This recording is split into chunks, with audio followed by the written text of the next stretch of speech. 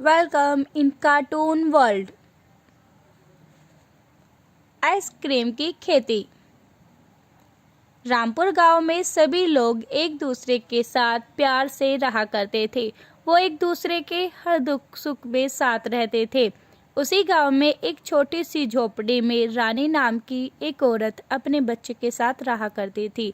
रानी का पति उसे काफी समय पहले छोड़कर चला गया था, इसलिए रानी के पास और घरों में काम करने के अलावा कोई और रास्ता नहीं था। राजू बेटा, जाओ तुम खेलने चले जाओ, मैं काम पर जाती हूँ और आकर तुम्हें कुछ खाने के लिए बना दूंगी। ये कहकर राजू ने बड़े ही प्यार से हाँ भी की। इसके बाद रानी दूसरों के घरों में जाकर उनके झूठे बर्तन और कपड़े साफ करने के लिए चली गई। मन ही मन वो अपने बेटे के लिए उदास रहती थी। उधर राजू अपनी बेस्ट फ्रेंड शालिनी से मिलने चला गया। शालिनी बहुत खुश दिखाई दे रही थी। अरे शालिनी, आज तो तुम बहुत ज़्यादा खुश हो, क्या हुआ? शालिनी: हाँ राजू, आज मैं बहुत ज़्यादा खुश हूँ। आज हम सब मेला देखने गए थे। वहाँ का मेला बहुत ही प्यारा था और वहाँ पर आइसक्रीम भी लगी थी। आइसक्रीम क्या होती है रानी? मैंने तो कभी नहीं खाई। राजू, तुम्हें आइसक्रीम नहीं पता? आइसक्रीम बहुत ज़्यादा टेस्टी होती है और ठंडी होती है। नहीं शालिनी, मैंने तो कभी आइसक्रीम नहीं खाई। ओके राजू, कोई नहीं, कभी अपनी मम्मा के साथ तुम जब जाओगे तो बाज़ार से आइसक्रीम लेकर खाना, तुम्हें बहुत ही ज़्यादा वो टेस्टी लगेगी। ठीक है शालिनी, मैं अपनी मॉम से कहता हूँ, अगर वो मुझे लेकर आती है आइसक्रीम तो मैं भी ज़रूर खाऊंगा। उधर राजू घर आ जाता है। बेटा, तुम्हें भूख लगी होगी, क्या मैं कुछ तुम्हें खाने के लिए बना दूँ? अरे तुम चुप क्यों हो बेटा, बोलो।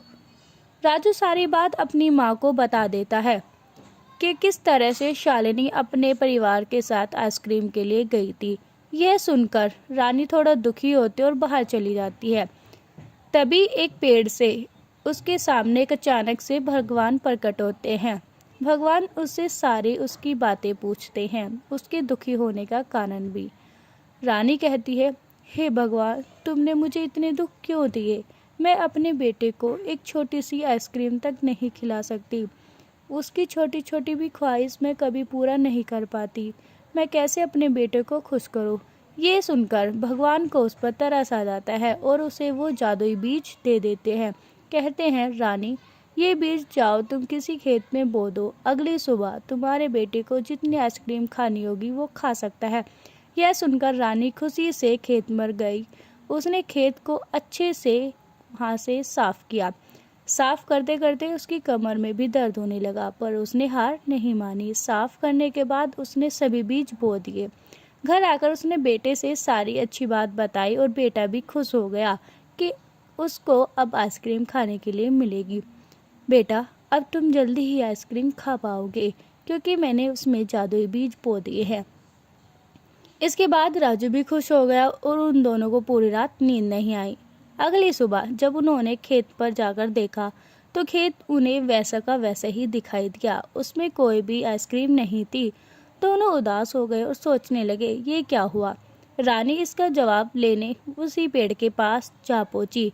भगवान फिर से प्रकट हुए। उन्होंने सारी बातें सुनी, वो भी हैरान थे। उन्होंने फिर से रानी को एक बार वही बीज दोबारा बोने के लिए कहा। रानी ने उनकी बात मान ली और बीज लेकर खेत पर फिर से चली गई।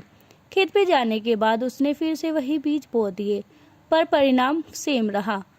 उसको अगली सुबह भी अपने खेत पर कोई भी खेती में बीज लगाने के बाद आइसक्रीम नहीं मिली। ये सोचकर कि काश ये बीज ही काम नहीं कर रहे, वो दुखी हो गई और राजू भी दुखी हो गया। रानी फिर अपने जवाब लेने उसी पेड़ के पास जा पहुंची। भगवान हैरान थे। तुमने क्या किया है रानी? मेरे बीज काम क्यों नहीं कर रहे? भगवान, जैसे तुमने कहा था मैंने वैसे ही तो किया है। मैंने सभी बीज को खेत में अच्छे से बो दिया, पर उसके बाद भी मुझे आइसक्रीम नहीं मिली। रानी, मुझे सारी बात बताओ। भगवान, मैंने सोचा था कि मैं अपने बेटे को आइसक्रीम पेट भरकर खिलाऊंगी। उसके बाद बची आइसक्रीम को बेचकर मैं थोड़ा अमीर हो जाऊंगी, जिससे मुझे और के घरों में काम नहीं करना पड़ेगा। यह सुनकर भगवान मंद मंद मुस्काने लगे।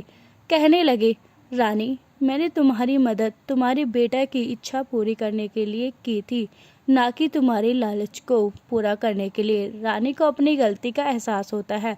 वो दोबारा बीज लेती है और खेत में बो देती है। इस बार वो सिर्फ अपने बेटे की खुशी चाहती थी। अगली सुबह जब रानी खेत में देखती है तो छोटे छोटे से पौधे उसे दिखाई देते हैं। यह देखकर दोनों के मन में बहुत ज़्यादा खुशी होने लगती है। एक दिन फिर से बीत जाने के बाद अगली सुबह जब होती है तो वो पेड़ थोड़े और बड़े हो जाते हैं, पर उन पर अभी भी आइसक्रीम नहीं लगी होती। ये देखकर वो थोड़े दुखी भी होते हैं पर खुश भी हो जाते हैं कि पेड़ बड़े हो रहे हैं। जब लास्ट का 3 डे पूरे हो जाते हैं तो वह इंतज़ार नहीं कर पाते और अगली सुबह होने के लिए वे पूरी रात जगते हैं। जैसे ही अगली सुबह होती है तो उन्हें अपने खेत पर बड़े बड़े पेड़ दिखाई देते हुए जिसमें बहुत सारी आइसक्रीम लगी होती है। रानी और राजू ये देखकर बहुत ज़्यादा खुश हो जाते हैं और वो आइसक्रीम को तोड़कर घर ले आते हैं। घर ले आने के बाद रानी प्यार से अपने बेटे को आइसक्रीम खिलाती है। राजू भी बड़े प्यार से अपनी माँ से लेकर आइसक्रीम को खाने लगता है। दोनों बड़े टेस्ट के साथ आइसक्रीम खा रहे थे। इसके बाद रानी ने कहा, बेटा हमें भगवान का धन्यवाद करना चाहिए। राजू ने कहा, हाँ माँ जरूर। दोनों पेड़ के पास गए। भगवान फिर से प्रकट हुए और उन दोनों ने भगवान को धन्यवाद कहा। भगवान ने भी कहा, अगर मन में किसी के प्रकार का लालच नहीं हो तो हर परिणाम अच्छा ही होता है, इसलिए हमें कभी भी लालच नहीं करना चाहिए। वीडियो कैसी लगी बच्चों आपको, इसके लिए हमें ज़रूर बताइए और इससे हमें सीखने के लिए मिलता है हमें कभी भी लालच नहीं करना चाहिए।